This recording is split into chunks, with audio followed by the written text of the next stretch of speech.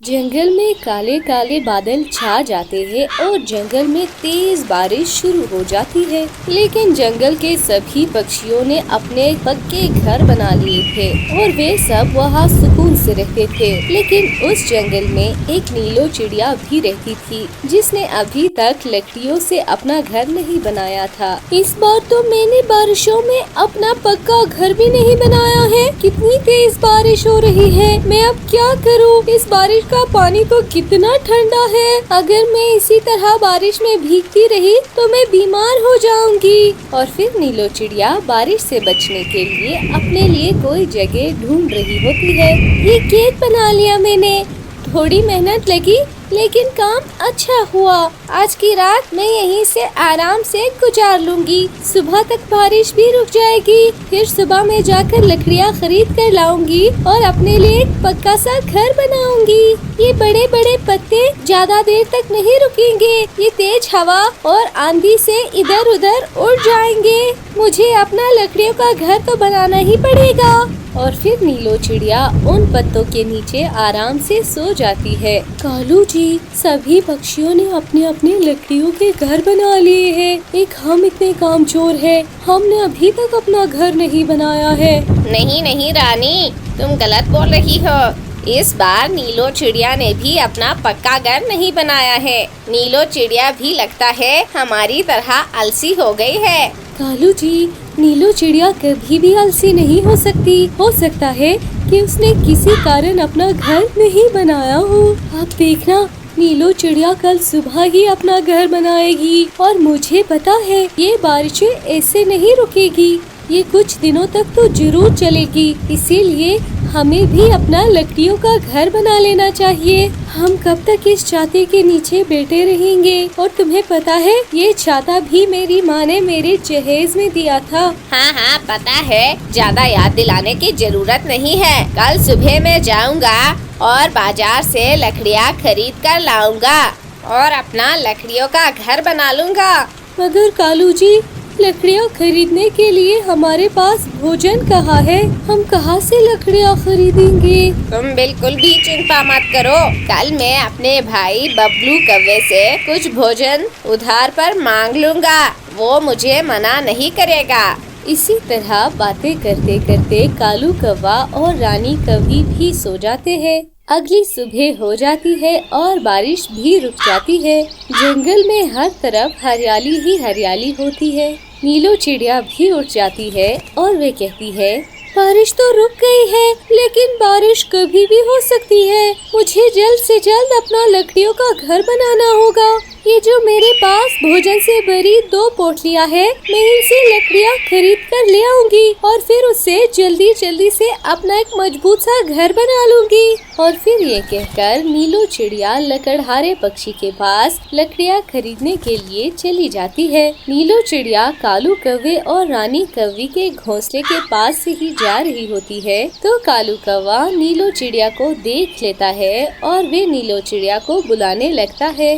अरे रुको रुको नीलो चिड़िया, कहाँ जा रही हो? जरा इधर तो आओ। और फिर नीलो चिड़िया कालू कौवे के पास आती है और कालू कौवा कहता है, अरे नीलो चिड़िया, कहाँ जा रही हो ये भोजन से भरी 2 पोटलियाँ लेकर?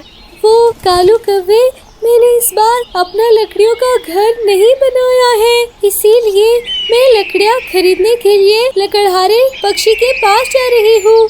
नीलो चिड़िया, तुम्हारे पास तो 2 भोजन से भरी पोटलियाँ है। इस भोजन से तो तुम्हें बहुत मजबूत लकड़ियाँ मिल जाएगी। वैसे नीलो चिड़िया, मेरे मामा जी भी लकड़हारा है। उनके पास भी बहुत अच्छी और मजबूत लकड़ियाँ होती है। तुम बोलो तो मैं अपने मामा जी से तुम्हें मजबूत लकड़ियाँ दिला देता हूँ। अच्छा, तुम्हारे मामू लकड़हारे हैं? तो फिर ठीक है कालू कौवे, तुम अपने मामा जी से ही मुझे मजबूत लकड़ियाँ दिला दो। ठीक है नीलो चिड़िया, तुम ये 2 भोजन की पोटलियाँ मुझे दे दो। मैं थोड़ी देर तक अपने मामू से तुम्हें मजबूत लकड़ियाँ दिलाकर ले आऊँगा। ठीक है कालू कौवे, जल्दी आना, मैं तुम्हारा इंतजार करूँगी लकड़ियाँ लेकर। ये कहकर वे नीलो चिड़िया अपने घोंसले की तरफ निकल पड़ती है। अरे कालू जी, आपने नीलो चिड़िया से झूठ क्यों कहा कि आपके मामू लकड़हारे हैं, कि उनका लकड़ियों का व्यापार है? असल में तो तुम्हारे मामा जी तुम्हारी तरह ही बेकार और आलसी है। हाँ हाँ, पता है मुझे रानी, लेकिन मैंने कुछ सोच समझ कर ही नीलो चिड़िया को ये बोला है। इससे हमारा ही फायदा होगा। अच्छा, वो कैसे कालू जी, बताइए जरा। अरे रानी, मैं बाजार जाकर कम भोजन में कमजोर लकड़ियाँ खरीद लूँगा और वे लकड़ियाँ नीलो चिड़िया को दे दूँगा और मैं उससे कहूँगा कि ये लकड़ियाँ बहुत मजबूत है और मैं ये लकड़ियाँ अपने मामा जी के पास से लाया हूँ। नीलो चिड़िया को कौन सा पता चलेगा कि ये लकड़ियाँ नकली है। और फिर नीलो चिड़िया का दिया हुआ वे भोजन जो हमारे पास पड़ा है, उसमें थोड़ा और भोजन डालकर हम अपने घर के लिए मजबूत लकड़ियाँ खरीद लेंगे और फिर उन लकड़ियों से अपना घर बना लेंगे। वाह कालू जी, क्या बेवकूफ बनाया है तुमने नीलो चिड़िया को। अब नीलो चिड़िया के भोजन से ही हम अपने घर के लिए मजबूत लकड़ियाँ खरीदेंगे। और फिर कालू कौवा बाजार से कच्ची लकड़ियाँ खरीदने के लिए चला जाता है। बोलो बोलो कौवे, तुम्हें कैसी लकड़ियाँ चाहिए? कच्ची लकड़ियाँ चाहिए या फिर मजबूत? पक्षी जी, मुझे तो कच्ची लकड़ियाँ चाहिए, जो सस्ती हो। आप मुझे कच्ची लकड़ियाँ दिखाइए। और फिर वे पक्षी कालू कौवे को कुछ कच्ची लकड़ियाँ दे देता है और फिर उसके बाद कालू कौवा एक भोजन की पटली उस पक्षी को दे देता है और फिर कालू कौवा वे कच्ची लकड़ियाँ लेकर अपने घोंसले की तरफ चला जाता है। रानी, मैं कच्ची लकड़ियाँ ले आया हूँ। ये कच्ची लकड़ियाँ तो बहुत ही ज्यादा सस्ती है, लेकिन ये तुम्हारे पास इतनी सारी लकड़ियाँ कहाँ से आई?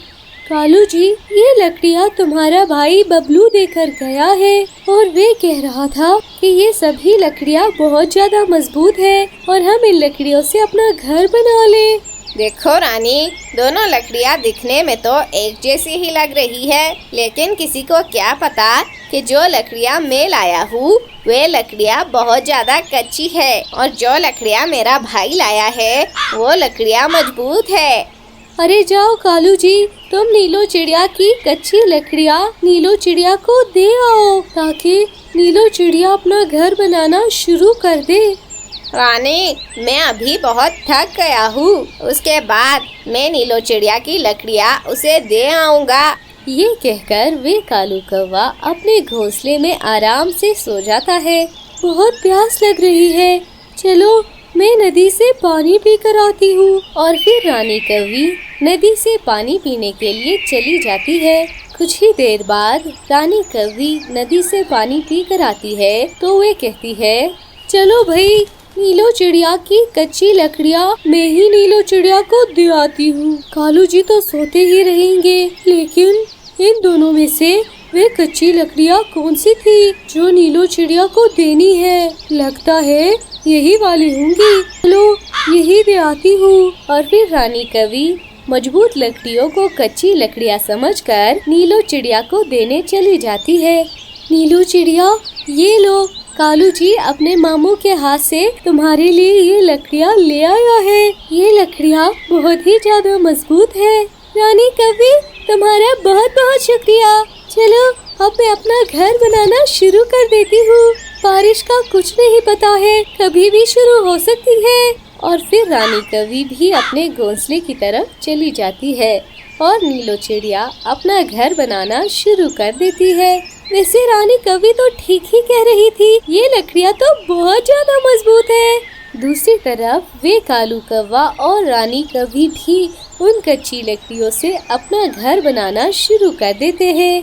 अगले दिन सुबह हो जाती है। कालू कौवे और रानी कौवी ने उन कच्ची लकड़ियों से अपने लिए एक घर बना लिया था। रानी, हमने अपने लकड़ियों का एक मजबूत सा घर बना लिया है। अब हम इस घर में आराम से रहेंगे। देखो, आसमान पर काले काले बादल छा गए हैं, जिसका मतलब है कि कुछ ही देर में बारिश शुरू होने वाली है। मैंने अपना घर बना लिया है और अपने घर को रंग भी कर दिया है। कितना सुंदर लग रहा है मेरा घर। बाप रे बाप, कितने काले काले बादल छाए हुए हैं। मतलब कुछ ही देर में बारिशें शुरू होने वाली है। चलो मैं अपने घर के अंदर चली जाती हूँ। कुछ ही देर के बाद जंगल में तेज हवाओं के साथ तेज बारिशें भी शुरू हो जाती है। सभी पक्षी अपने अपने घरों में बैठकर बारिश के मौसम का मजा ले रहे थे। रानी, कितनी तेज बारिश हो रही है। मुझे तो लगता है कि नीलो चिड़िया का कच्ची लकड़ियों से बनाया हुआ घर तो अभी तक टूट भी गया होगा, इतनी तेज बारिश जो हो रही है।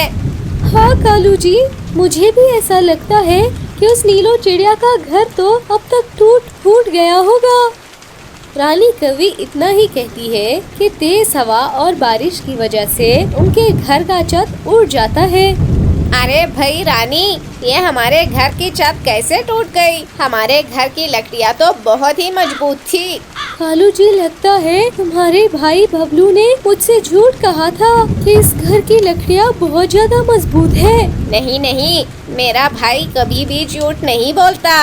रानी, कहीं ऐसा तो नहीं कि तुमने नीलो चिड़िया को वो मजबूत लकड़ियाँ दे दी हो और नीलो चिड़िया की उस कच्ची लकड़ियों से हम लोगों ने अपना ये घर बनाया हो, जिसकी वजह से ये टूट गया है। कालू जी, दोनों लकड़ियाँ साथ साथ ही रखी हुई थी। कोई पता नहीं चल रहा था कि कौन सी लकड़ियाँ मजबूत है और कौन सी लकड़ियाँ कच्ची। शायद मैंने नीलो चिड़िया को वे मजबूत लकड़ियाँ दे दी है।